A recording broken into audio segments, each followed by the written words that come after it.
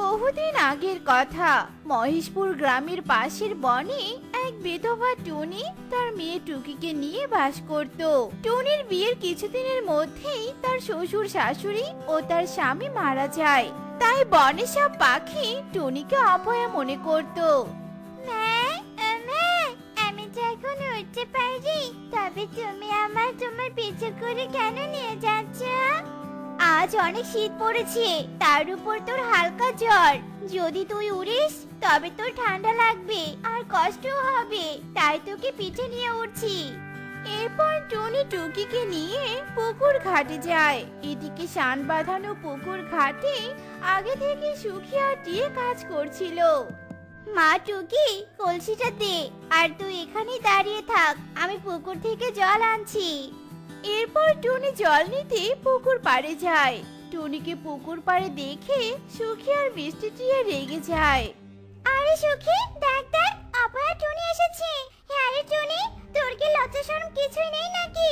তোকে কতবার বলেছি তোর এই অপয়া মুখ আমাদের দেখাবি না। বিয়ের পর তো শ্বশুর শাশুড়ি স্বামী সবাইকে খেয়েছিস, এবার কি তোর ওই মেয়েটাকে খাবি? চুপ করো মিষ্টি টিয়ে, এসব তুমি কি বলছো?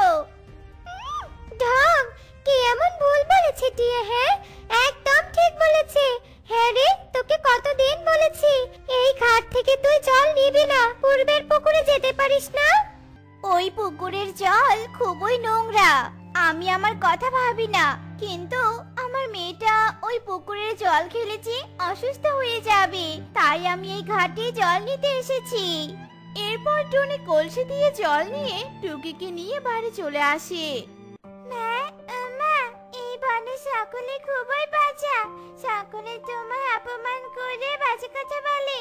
দেখো মা, একদিন আমি বার হয়ে তোমার সব কষ্ট দূর করে দিব, দেখো তুমি। আমার সোনা মেয়ে, আয় মা, আমার কাছে আয়। আজ পুকুর থেকে মাছ তুলে নিয়ে বউকে দেব, বউ মাছ দেখলে খুব খুশি হবে। কালু বড়শি ফেলে বসে থাকে। এদিকে কালু যতবার বড়শি তোলে তার বড়শিতে কোনো মাছ ওঠে না। বড়শিতে জুতো, এতক্ষণ থেকে বড়শি ফেলছি, একটা মাছও উঠছে না। আজ কার মুখ দেখে যে এখানে এসেছিলাম। আরে কালু দাদা, মাছ উঠবে কি করে? ওই দেখো, দূরে টুনি জমিতে চাষ করছে। ও যেখানে থাকবে 300 মাইল পর্যন্ত জায়গা অশুভ থাকবে, এজন্যই তোমার বড়শিতে মাছ নয় জুতো উঠেছে। এই বলে সুখী মাথায়